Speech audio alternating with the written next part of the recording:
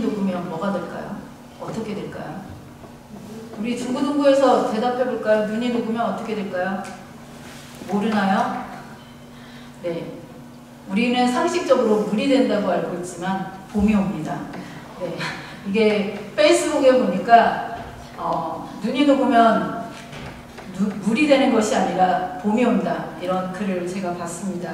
이번 한 주간 추운 날들도 있었지만 따뜻한 날들도 있어서 오늘같이 봄이 우리 곁에 빨리 오고 있구나, 이러한 생각이 드는 시간을 보내고 있는데, 이 자리에 예배에 나온 우리 사랑하는 모든 성도님들 한 분 한 분 주님의 이름으로 축복합니다. 여러분이 함께 예배하는 이 시간이 우리의 생애에 있어서 가장 행복한 그런 시간이 되었으면 좋겠습니다. 오래전에요, 아프리카 콩고라는 나라, 혹시 여러분 들어보셨는지 모르겠는데 콩고라는 나라가 있는데, 그 나라의 한 마을 전체가 주님 앞으로 돌아오는 놀라운 변화가 있었습니다. 그런데 그것은 이 선교사님들의 사역 때문이 아니었습니다. 이 놀라운 부흥은 두 여인과 한 남자 성도의 진실한 회개 때문에 일어났습니다. 어느 날 기도하는 가운데 두 여인의 마음이 성령님께 깊이 붙들려서 자기의 삶을 돌아보기 시작했습니다. 그중 한 여인은 교회에 바쳐진 쌀, 옛날에는 저희 교회는 안 하지만 한국에 있는 교회들 하는 교회들도 있을 것 같습니다. 그러니까 성미를 떠가지고 교회에 바치는 그러한 일들을 했었는데, 여기 교회도 그런 것들을 했던 것 같습니다. 근데 그 여인이 교회에 바쳐진 그 쌀을 자기가 한 자루 이렇게 갖다 쓴 것입니다. 근데 이것이 자꾸 마음에 찔림이 되고 괴로워서, 그래서 그 여인은 자기가 가져간 그 쌀만큼을 다시 교회에 가지고 와서 모든 성도 앞에서 고백했습니다. 사실 이 쌀은 교회에서 쓰여야 할 것인데 제가 썼습니다. 저를 용서해 주십시오. 그랬더니 또 한 여자 성도가 모든 성도들 앞에 나와 이렇게 고백하는 것입니다. 저는 남의 집에서 일을 하고 있는 사람입니다. 그런데 주인집에 계란 한 개를 주인한테 말하지 않고 가져온 적이 있습니다. 그것을 회개합니다. 그러자 이어서 한 남자 성도가 나와서 고백했습니다. 저는 어떤 선교사님과 교제하면서 선교사님 집에 갔다가 선교사님에게 말하지 않고 책 한 권을 몰래 가지고 나왔습니다. 내가 그것을 선교사님에게 다시 돌려드리며 회개하기를 원합니다. 이렇게 자기의 삶을 바로잡으려는 이 세 사람의 진지한 회개 고백 때문에 이 마을은 놀라운 부흥이 일어났다고 합니다. 오늘 느헤미야와 함께 떠나는 회복 이야기 8번째 시간입니다. 8번째 시간은 회개에서 시작되는 부흥, 이러한 제목으로 말씀을 전하려고 합니다. 말씀을 통해서 회개할 때에 우리 안에 어떤 일이 일어나는지 느헤미야 9장을 통해서 우리의 삶에도 진정한 회개의 역사가 일어나고, 또한 이 사순절에 십자가의 큰 은혜를 누릴 수 있는 그러한 시간이 되기를 기도합니다. 만약에 여러분이 토론토에 가려고 400일 고속도로를 탔는데 고속도로 방향을 이스트가 아닌 웨스트로 탔다면 어떻게 하시겠습니까?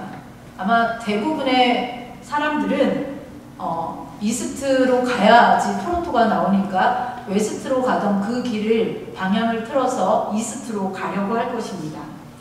그런데 어떤 분이 계속해서 웨스트 그 길로 간다면 가고자 하는 토론토는 결코 나오지 않을 것입니다. 길이 아니면 가지를 말아야 합니다. 또 잘못된 길을 가고 있다면 빨리 방향을 바꾸어서 바른 길로 가야 합니다. 그래야 목적지에 도달합니다. 그래야 살 수 있습니다. 이 성경에서 죄를 짓다라는 동사가 있는데요. 우리가 함께 살펴보면 좋겠습니다. 구약 성경에서 특히 죄를 짓다라는 동사는 히브리어 하타라는 동사입니다.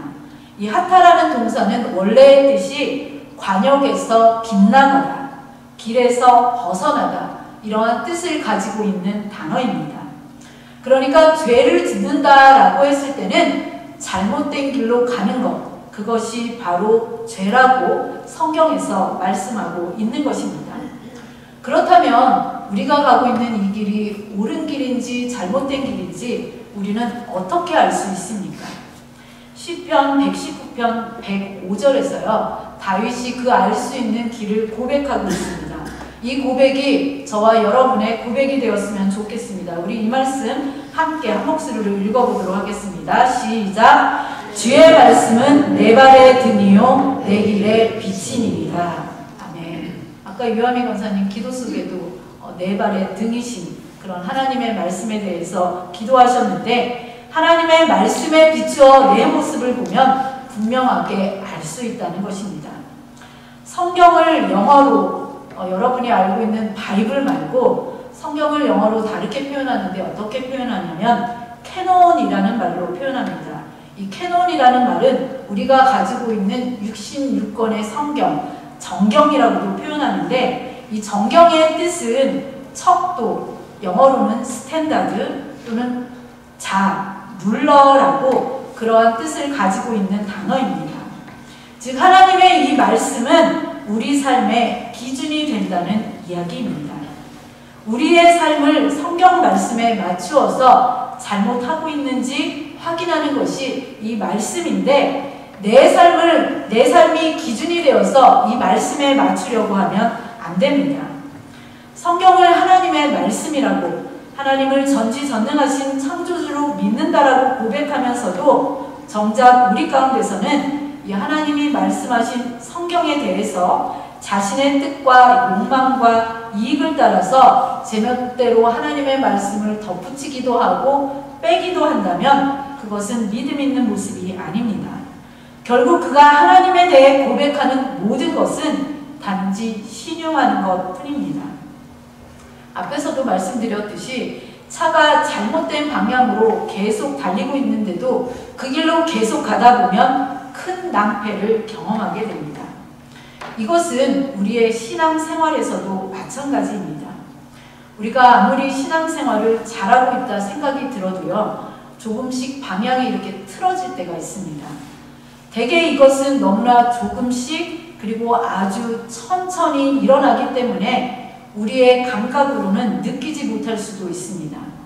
예를 들어서 교회에서 조금씩 말씀이 약해지거나 개인적으로 조금씩 거룩하지 못한 습관에 빠져들거나 조금씩 은혜가 없어지고 있을 때 우리는 그것을 잘 느낄 것 같지만 실제로는 그렇지 못합니다. 그러다가 어느 한순간 하나님께서 한 번씩 말씀의 은혜를 부어주실 때가 있습니다. 그때 우리의 눈이 번쩍 뜨여서 과연 자기가 어디를 달리고 있는지를 깨닫게 됩니다.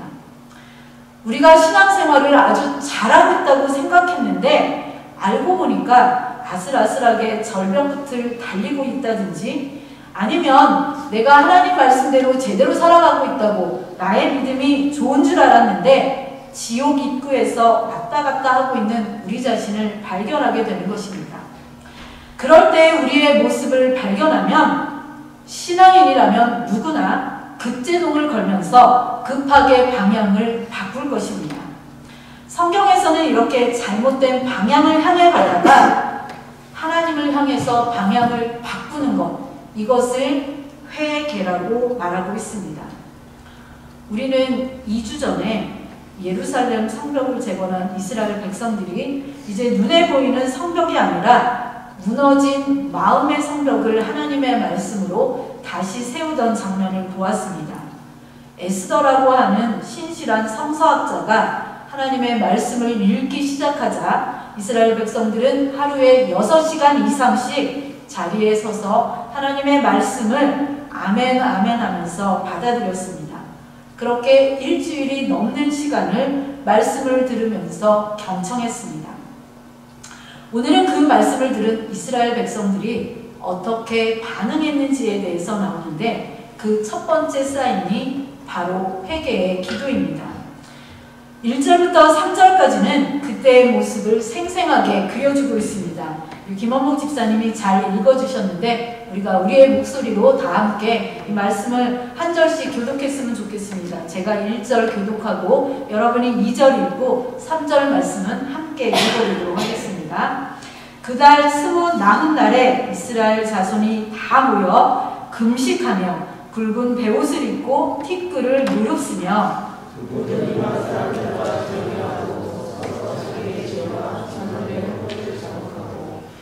이날에 낮 4분의 1은 그 제자리에 서서 그들의 하나님 여호와의 율법책을 낭독하고 낮 4분의 1은 죄를 자복하며 그들의 하나님 여호와께 경배하는데. 이 느헤미야서는 회복에 대한 말씀인 만큼 회개에 대한 말씀도 자세하게 나오고 있습니다. 이 회개는 부흥과 깊은 관계가 있습니다. 지금 이스라엘 백성들은 어마어마한 영적인 부흥을 경험하고 있습니다. 바벨론의 포로로 끌려갔다가 다시 돌아와 성전을 지었습니다. 그러나 그때는 이러한 부흥의 역사가 전혀 없었습니다. 참된 회개가 없다면 아무리 교회를 100채를 지었다 해도 헌금을 수십억 해도 하루 종일 예배를 해도 하나님이 기뻐하시지 않습니다. 입으로만 주여 주여 한다고 해결될 일이 아니기 때문입니다. 우리나라 교회사 역사 속에서도요, 오늘 느헤미야 9장에서 이스라엘 백성들의 회개 기도처럼 그런 회개의 역사로 부흥을 이끌었던 시기가 있었습니다. 여러분이 아마 들어보셨을 것 같습니다. 일명 1907년 평양 대부흥 운동입니다. 이 대부흥 운동은 1907년 1월 6일부터 14일까지 평양 장대현교회라는 곳에서 약 1,500여 명이 모여 집회를 가졌던 그곳에서 일어나기 시작한 운동입니다. 여러분, 요즘에도 1,500명이 모이는 것은 큰 무리입니다. 큰 규모입니다. 그런데 1907년에 그것도 우리나라 저 북한 땅에 1,500여 명의 하나님의 사람들이 모여서 예배를 시작했습니다. 그러나 일주일 동안 진행된 이 집회에서요, 열심히 기도했는데 아무런 역사가 나타나지 않았습니다. 선교사님들이 열심히 말씀을 선포해도 아무도 아멘으로 화답하지 않았습니다. 이상한 일이었습니다. 그러던 중에 마지막 14일날 집회가 열리던 저녁 예배 시간에요, 길선주 장로라는 분이 설교 대신에 자신의 죄를 고백하기 시작했습니다. 나 때문입니다. 이번 집회에서 은혜를 못 받는 이유가 바로 내 죄 때문입니다. 나는 악왕과 같은 자입니다. 나 때문에 하나님께서는 축복을 주실 수가 없습니다. 약 1년 전에 친구가 죽으면서 나를 자기 집으로 불러서 말하기를, 길장로, 나는 이제 세상을 떠나니 내 집 살림을 돌보아 주시오라고 부탁했습니다. 나는 잘 돌보아 드릴 터이니 염려하지 말라고 했습니다. 그러나 그 재산을 관리하며 내가 100원을 가로챘습니다. 내가 하나님의 일을 방해한 것입니다. 내일 아침에는 그 돈을 그 친구 미망인에게 돌려드리겠습니다. 길선주 장로가 이렇게 기도를 하자, 회개하자 교회당을 억눌렸던 이상한 힘이 사라지는 것 같았습니다. 그러더니 놀라운 일들이 벌어졌습니다. 갑자기 그 자리에 있던 성도들이요, 저마다 자기가 숨겨놓은 죄를 고백하기 시작했습니다. 어떤 어머니는 피난을 가다가 자기 아이를 강에 빠뜨리고 자기만 살겠다고 도망쳐온 죄를 고백했습니다. 어떤 사람은 간통한 죄를 고백했습니다. 어떤 사람들은 도둑질, 간음한 죄, 미움, 질투 등 온갖 더러운 죄를 한꺼번에 토해놓기 시작했습니다. 이 모습을 보던 다른 많은 성도들이 교회에서 뛰쳐나가 도망을 치다가요, 무슨 힘에 이끌려서 모르는데, 무슨 힘인지는 모르지만 강력한 힘에 이끌려서 다시 교회로 돌아왔고, 그래서는 뒹굴면서 자기 가슴을 치며 회개하고 죄를 토해내기 시작했습니다. 그리고 하나님 앞에 거꾸러져서 눈물을 흘리며 회개하기 시작했습니다. 이 교회사 기록에 따르면요, 그 추운 겨울에 저녁 7시부터 시작된 부흥회가 새벽 2시까지도 끝나지 않고 계속해서 많은 사람들이 회개를 했다고 합니다. 여기에서 회개한 다음날 아침에요, 놀라운 일들이 벌어졌는데, 쌀가게 주인은 그동안 대박을, 그러니까 쌀을 담아서 파는 그 대박을 속여서 판 것을 공개적으로 회개하는 글을 가게 앞에 써서요, 사람들에게 배상해 주었습니다. 고의로 빚을 떼먹은 사람은 채권자를 찾아가서 사과를 구하면서 용서를 빌고 빌린 돈을 갚았습니다. 또 술집 앞에는 이러한 간판이 붙었다고 합니다. 금일부로 이 술집을 폐업함. 어젯밤 주인이 회개했음. 당시 그 자리에 있던 미국의 노블 선교사는 그 당시의 모습을 이렇게 증언했습니다. 평양에서 시작된 회개운동은 사도행전 이후 가장 강력한 성령의 역사였다. 회개가 강력해질수록 부흥의 역사도 강력해집니다. 왜냐하면 죄를 고백하는 회개와 그 죄를 용서해 주시는 은혜는 언제나 한 세트이기 때문입니다. 오늘 읽은 말씀에서 이스라엘 백성들도요, 금식하며 굵은 베옷을 입고 티끌을 뒤집어 썼습니다. 이것은 자신들이 하나님 앞에 죽은 자와 같다는 의미로 이러한 행동을 한 것입니다. 하나님, 우리는 지금 모두 다 죽은 신체나 마찬가지입니다. 하나님의 말씀을 들으니 죄가 깨달아집니다.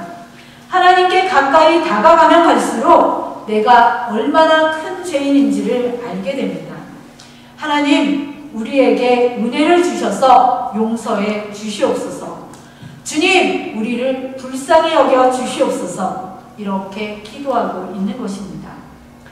낮 4분의 1은 하나님의 말씀을 들었고요, 4분의 1은 회개의 기도를 했습니다. 여기서 낮 4분의 1은 12시간의 4분의 1이 3시간이므로 모두 합하여서 6시간 하나님의 말씀을 듣고 회개하는 시간을 가진 것입니다. 그 긴 시간 무엇을 회개했습니까? 오늘 말씀에 보면 개인의 죄부터 공동체에 이르는 죄까지, 더 나아가서는 자신들의 선조와 민족의 죄까지 회개하고 있습니다. 아브라함부터 시작된 이스라엘 민족은요, 긴 역사의 시간 동안 하나님의 특별한 사랑과 택하심을 받았다고 오늘 느헤미야 9장 7절부터 고백하고 있습니다. 그럼에도 그들은 계속해서 하나님의 품을 떠나려고 하나님이 싫어하는 일만 온갖 저질렀던 그런 사람들이라고 고백하고 있습니다. 역사적으로 그들이 어떠한 죄를 저질렀는지를 계속 나열하다가 29절에서는 이렇게 요약해서 그들의 죄를 고백하고 있습니다. 29절 말씀 보겠습니다.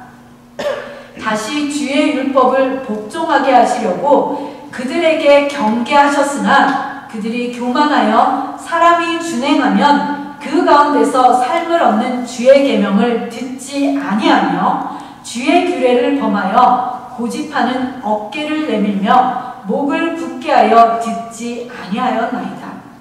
이러한 죄를 지금 예루살렘 성 안에 모여서 철저하게 회개하며 기도하는 이스라엘 백성들에게 하나님께서 말씀으로 이야기하시는데, 그 말씀이 바로 뒤에 나오는 30절, 31절 말씀입니다. 이러한 그들의 회개에 대해서 하나님이 어떠한 말씀을 주셨는지 30절, 31절 말씀 보시겠는데요. 30절은 제가 읽고 31절은 여러분의 목소리로 읽겠습니다. 그러나 주께서 그들을 여러 해 동안 참으시고 또 주의 선지자들을 통하여 주의 영으로 그들을 경계하시되 그들이 듣지 아니함으로 열방 사람들의 손에 넘기시고도 주의 주신 그 일로 그들을 아주절하지 아니하시며 버리지도 아니하시사오니 주는 은혜를 보시고 불쌍히 여기시는 하나님이시니라. 아멘. 네, 이 말씀에 보면은 여러분 이스라엘 백성들을 얼마나 사랑하시는지 하나님의 그 사랑을 이 짧은 구절 안에서도 느낄 수 있습니다. 여러 해 동안 참으셨다고 하십니다. 또 하나님의 선지자들을 보내서 하나님의 말씀을 통해서 계속 그들에게 깨우쳐 주셨습니다. 그럼에도 불구하고 그들이 듣지 않았습니다. 그래서 그들을 포로가 되게 하는, 다른 나라의 백성들의 포로가 되게 하는 그러한 일을 겪게 하셨는데도 불구하고 오늘 뭐라고 말씀하십니까? 31절에 보니까 크신 긍휼로, 하나님의 크신 긍휼로 그들을 아주 멸하지 아니하셨다, 버리지 아니하셨다, 이렇게 말씀하시면서 하나님은 은혜로우시고 불쌍히 여기시는 분이시다라고 그렇게 고백하고 있습니다. 우리 하나님 이야기하면 공의의 하나님이십니다. 또한 긍휼의 하나님이십니다. 오늘 느헤미야 9장에 보면요, 공의라는 단어가 33절에 딱 한 번 나오고 있습니다. 하나님께서 행하시는 모든 일들이 공의로웠다, 이렇게 표현하고 있습니다. 그에 반해서요, 하나님이 긍휼의 하나님이라는 것은 오늘 이 9장에만 5번이 나오고 있습니다. 17절, 19절, 27절, 28절, 31절, 여기에 보면 다 긍휼하신 하나님이 우리를 어떻게 인도하고 계시는지, 용서하고 계시는지에 대해서 설명하고 있습니다. 그래서 오늘 말씀에 보면 우리가 하나님께 죄를 회개하기만 하면 하나님은 용서하시는 분이라고 그렇게 말씀하고 있습니다. 우리가 자꾸 죄를 지어도 하나님 앞에만 돌아와 다시 회개하면 은혜로우시고 긍휼히 여기시는 우리 하나님께서는 우리를 끝까지 용서하시는 분이심을 말씀하고 있는 것입니다. 저는 예전에 교회에서 내가 죄인이다, 이런 말들을 많이 들었는데 그 말이 마음에 와닿지 않았습니다. 그리고 잘 이해도 가지 않았습니다. 솔직히 나는 이 정도면 교회에서 모범생인 것 같은데, 하나님이 기뻐하시는 사람인 것 같은데, 맨날 교회 오면 자꾸 죄 지은 게 없는 것 같은 저에게 계속 죄인이라고 하니까 나는 무슨 죄를 그렇게 많이 지었지? 이런 생각을 많이 했었습니다. 그러나 하나님의 말씀 앞에 서니까 저는 정말 죄인 중에 죄인이었습니다. 그런데 여러분, 우리가 아셔야 할 것이 있습니다. 이렇게 내가 죄인이라는 사실을 깨닫는 그 순간, 아는 그 순간부터 하나님의 구원이 시작된다는 사실입니다. 여러분, 몸이 약해서 골골거리는 분이 오래 살까요? 아니면 건강하다고 자신하는 분이 오래 살까요? 원래 몸이 약한 사람은요, 조금만 아파도 병원에 가서 진찰을 받고 치료를 받기 때문에 오히려 오래 산다고 합니다. 그러나 자신의 건강에 지나치게 자신만만한 사람은 자기 몸에 이상이 있는 것을 모르다가요, 하루아침에 이렇게 훅 가버리는 경우가 많다는 것을 알 수가 있습니다. 마찬가지로 내가 죄인임을 아는 사람은요, 끊임없이 하나님의 말씀 앞에 서서 회개하고 하나님의 은혜를 구하게 됩니다. 그래서 은혜의 하나님을 만나게 되고 구원의 길에서 벗어나지를 않습니다. 반대로 내가 하나님의 자녀임에도 불구하고 내가 죄인임을 모르는 사람은 하나님이 필요 없다고 여기는 사람입니다. 법 없이도 하나님 없이도 살 사람이라고 스스로 교만에 빠진 그 사람은 점점 더 죄의 노예가 되고 사망의 길에서 생명을 마치게 되는 불우한 인생을 살게 된다는 것입니다. 어떤 목사님이 깊은 산속에 들어가셔서 작정을 하고요, 일주일 동안 금식하면서 깊은 기도를 경험했습니다. 그리고 내려오다가 배가 고프시니까 저 멀리 보이는 원두막으로 갔습니다. 원두막에 갔더니 마침 주인이 없었습니다. 원두막의 엉덩이를 거치고 주인이 오기를 기다리고 있었습니다. 그런데 주인이 나타나지를 않았습니다. 계속 기다려도 주인이 오지 않자 배가 고파진 이 목사님은 주인이 오면 돈을 주지, 이렇게 생각하고 토마토 하나를 뚝 따서 싹쓱 문지른 다음에 먹었습니다. 또 보니까 참외 하나가 보여서 참외 하나도 먹었습니다. 그래도 시장기가, 그러니까 배고픈 게 없어지지 않자 보이는 수박도 하나 쪼개서 앉아서 먹고 있었습니다. 계속해서 주인을 기다리고 있는데 해가 뉘엿뉘엿 서산에 넘어가도록 이 주인이 나타나지를 않는 것입니다. 그래서 할 수 없이 이 목사님은 그냥 내려오셨답니다. 본의 아니게 도둑놈이 된 것입니다. 그 목사님은 다음날 주일 예배 때에 은혜스럽게 설교를 하셨습니다. 그리고 교인들을 다 돌려보내고 묵상하는 가운데 기도하는데 하나님의 말씀이 떠올랐습니다. 내 눈이 범죄하거든 눈을 빼버리라. 하나님, 제2 눈이 토마토를 보니까 주인이 없는데도 그만 배고파서 먹어버리고 말았습니다. 참외도 하나 따먹고 수박도 쪼개어서 먹었습니다. 이 눈을 빼야 할까요? 하나님의 음성이 들려왔습니다. 종아, 눈만 뺀다고 될 일이 아니다. 내 손이 수박을 깼으니까 손도 잘라라. 하나님, 손을 자르면 어떡합니까? 아니다. 내 발이 뚜벅뚜벅 남의 수박밭에 들어갔으니까 발도 잘라야 할 것이다. 하나님, 제 발을 자르면 어떡합니까? 아니다. 그 수박이, 그 토마토가, 그 참외가 내 목을 타고 내려갔으니까 목도 잘라라. 아니다. 내가 먹은 수박이, 내가 먹은 과일들이 온몸에 피로 흐르고 있으니까 피를 다 뽑아버려라. 이 목사님은 그 하나님의 음성을 듣고서 그때 깨달았다고 합니다. 하나님, 저는 하나님의 은혜가 아니면 살 수 없는 죄인이군요. 그래서 이 목사님은 철야하며 금식 기도하고 은혜 받는 것보다 남의 수박 따먹고 원두막에서 도둑질한 그 죄를 회개하다가 더 큰 은혜를 받았다고 합니다. 이 이야기는 도둑질하고 회개하라는 말씀이 아닙니다.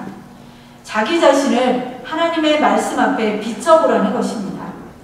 내가 내 자신을 볼 때 깨끗한 것 같아도 하나님의 말씀이라는 거울 앞에 비춰보면 나의 행동뿐만 아니라 나의 마음속 깊은 곳에서 지은 죄들이 깨달아진다는 것입니다.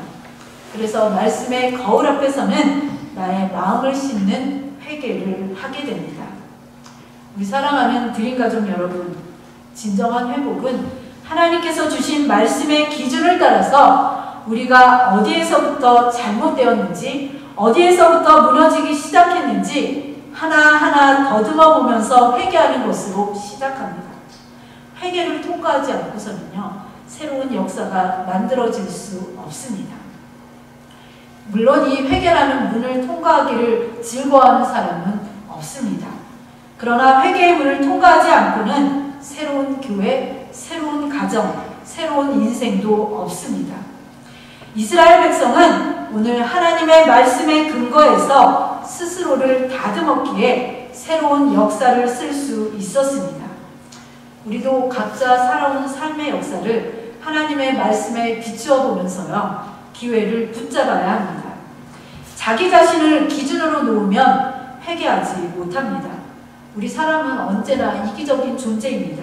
그래서 잘 되면 내 탓, 안 되면 남의 탓, 이렇게 여기기 때문에 잘못된 일에 대해서 나 때문이 아니라 내가 나빠서, 이 사회가 썩어서, 시대가 나를 몰라줘서 끊임없이 그 화살을 다른 곳으로 돌리게 되어 있습니다. 그리고 그렇게 회개의 자리에 서지 못하게 되면 하나님의 은혜와는 점점 멀어지게 됩니다. 지난주 수요일부터 우리는 사순절을 보내고 있습니다. 이 사순절 기간은 나 자신을 돌아보고 내 죄를 회개하기에 안성맞춤인 시간입니다. 진지하게 여러분 자신을 하나님 말씀에 비추어 보십시오. 그리고 회개의 자리에 서실 수 있기를 기도합니다. 그러면은 우리 하나님께서는 말로 다 표현할 수 없는 넘치는 은혜를 우리에게 부어주십니다. 그 은혜를 힘입어서 참된 회복의 역사를 써내려가는 저와 여러분이 될 수 있기를 간절히 소원합니다.